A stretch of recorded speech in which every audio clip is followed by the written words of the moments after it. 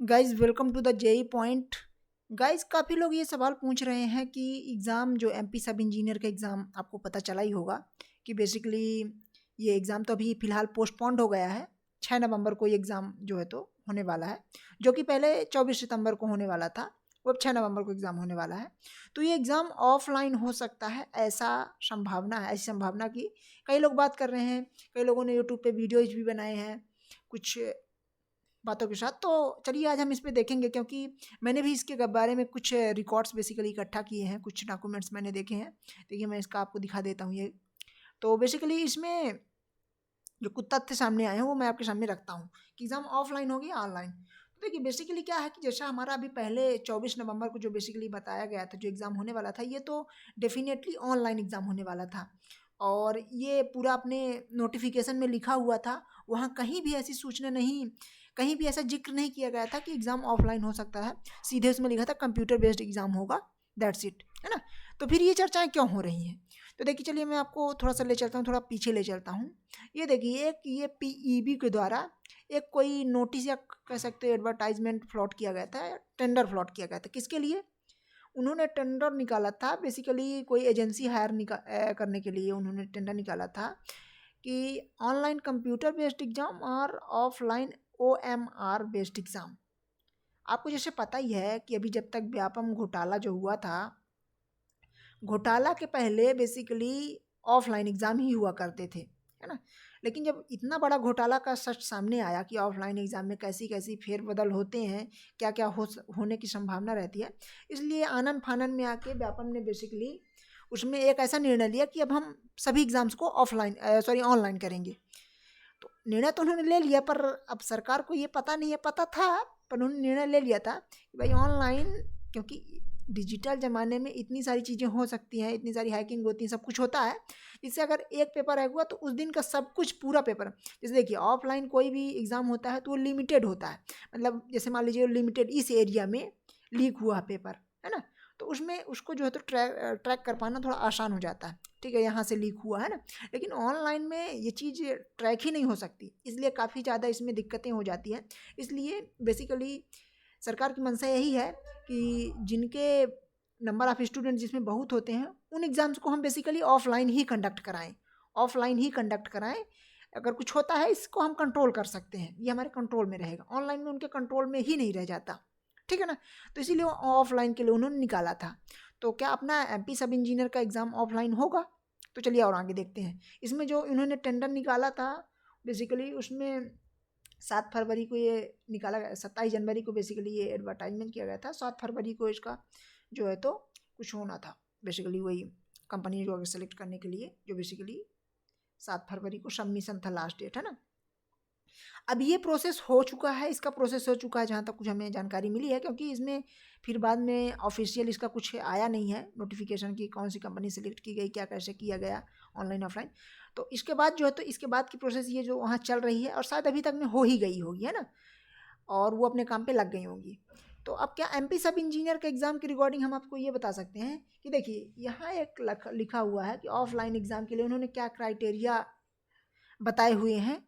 तो उसमें देखिए एक साफ साफ यहाँ लिखा हुआ है कि ग्रेटर देन 3 लाख, है ना। कुछ एग्ज़ाम्स हैं जिसमें ग्रेटर देन 3 लाख अगर एस्पिरेंट्स जो है तो एस्पिरेंट अगर उपस्थित होते हैं तो उसको वो जो है तो ऑफलाइन कराएंगे।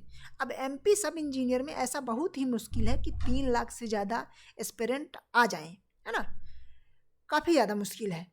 अभी समथिंग 82K इतने करीब फॉर्म भरे गए हैं, है ना। हमें कुछ सोर्सेज से जानकारी मिली है कि 82K मतलब 82,000 जो है तो फॉर्म्स भरे जा चुके हैं अभी एमपी सब इंजीनियर में। बेसिकली इसमें अदर स्टेट वालों को मिला के भी ये डाटा है, बेसिकली मतलब अदर स्टेट के मिला के भी 82,000 टोटल, लगभग 10,000 के अराउंड जो है तो अदर स्टेट वालों ने भर दिए हैं, है ना। सब कुछ जानकारी होते भी उन्होंने फॉर्म भरा है। अब देखिए क्या होता है, केस में लटकता क्या क्या होता है, अभी तो बहुत सारी चीज़ें इसमें होनी है।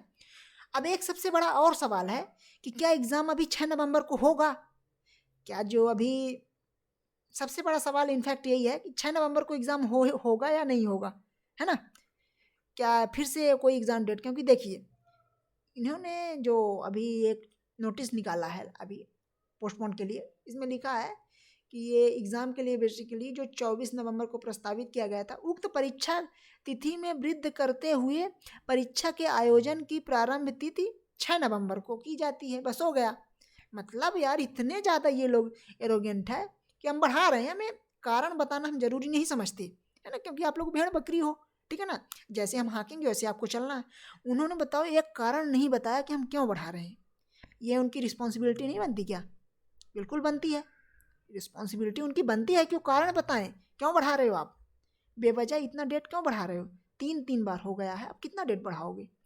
अभी भी उन्होंने कुछ भी नहीं बताया कि 6 तारीख को क्यों कर रहे हैं, क्यों इन्होंने अभी 24 तारीख को नहीं की, और कोई क्लियर अभी भी नहीं है कि 6 तारीख को ले लेंगे।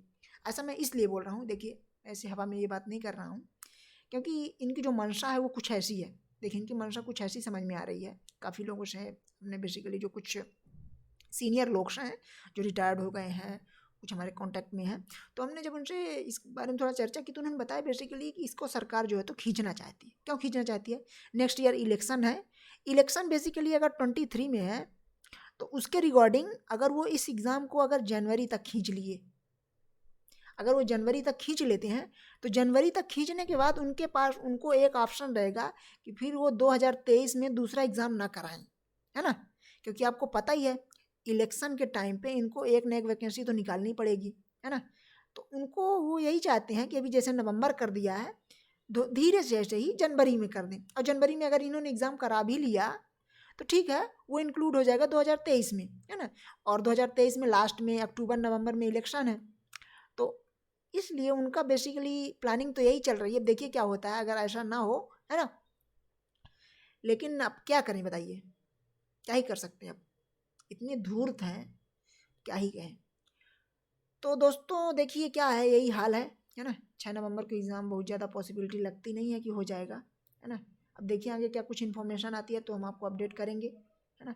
तो अब आपके पास यहाँ सोच सकते हो आप यहाँ से क्या कर सकते हो। आपके पास 2 ऑप्शन है। एक तो ठीक है आप एग्ज़ाम का मातम मनाओ कि कब होगा नहीं होगा, इसको गाली दो, ठीक है ना, वो ठीक है, वो अलग बात है ना।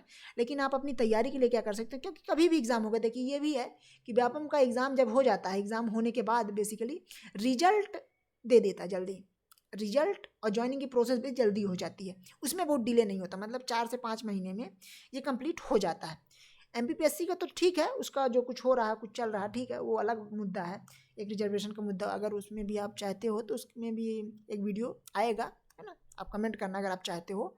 लेकिन एमपीपीएससी का थोड़ा डिले हो जाता है, लेकिन व्यापम का बेसिकली ऐसा डिले नहीं हुआ। तो बेसिकली रिजल्ट तो दे देते हैं। अब रिजल्ट बेसिकली जो दे देते हैं, अब आपको तैयारी बेसिकली ऐसी करनी है कि आप थोड़ा आप डिटेल में पढ़ सकते हो। आपको बहुत ज़्यादा जल्दी होने की ज़रूरत नहीं है। आपके पास ये पहली बात तो 45 दिनों का ये टाइम है, 45 दिनों का ये टाइम है, और थोड़ा बहुत टाइम मिल सकता है। इसलिए आप तो जो 8 सब्जेक्ट, जो मैंने भी टेक्निकल के लिए एक वीडियो बनाया था कि 8 सब्जेक्ट बेसिकली उनको 8 सब्जेक्ट को आप कैसे कर सकते हो, तो उन 8 सब्जेक्ट को आप अच्छे से बढ़िया डिटेल में पढ़िए, और बाकी रिमेनिंग सब्जेक्ट को आप जो है तो ऐसे ही कर सकते हो। मतलब कि थोड़ा टाइम मिलने की संभावना है, ऐसा मुझे लग रहा है। और ये मैं ऐसे नहीं बोल रहा हूँ, कुछ थोड़ी बहुत इन्फॉर्मेशन के बेस पे बोल रहा हूँ, ठीक है ना। तो गाइज आप तो बढ़िया पढ़ना शुरू कीजिए, बढ़िया पढ़ाई लिखाई करिए। मैंने टेक्निकल का कंप्लीट एनालिसिस बनाया था, टेक का मैंने एनालिसिस बनाया है, तो उसको अगर आपने अभी तक नहीं देखा है तो देख लीजिए, अभी इसके पहले जस्ट वीडियो अपलोडेड है। और मैं नॉन टेक का भी एनालिसिस बनाने वाला हूँ जल्दी ही। आप लोग कमेंट करके यहाँ बताइए नॉन टेक का चाहते हो। नॉन टेक का मैं वहाँ सब्जेक्ट वाइज बनाऊँगा, सब्जेक्ट वाइज और टॉपिक वाइज, पर्टिकुलर कौन से टॉपिक कितने इंपॉर्टेंट है ना, और कौन से टॉपिक में आपको ज़्यादा फोकस करना चाहिए, इसके रिगार्डिंग मैं वीडियो बनाऊँगा। तो आप मुझे बताइए, है ना, कि आप किस में वीडियो कितना चाहते हैं, फिर मैं जो है तो बनाता हूँ। Thank you guys, thank you so much.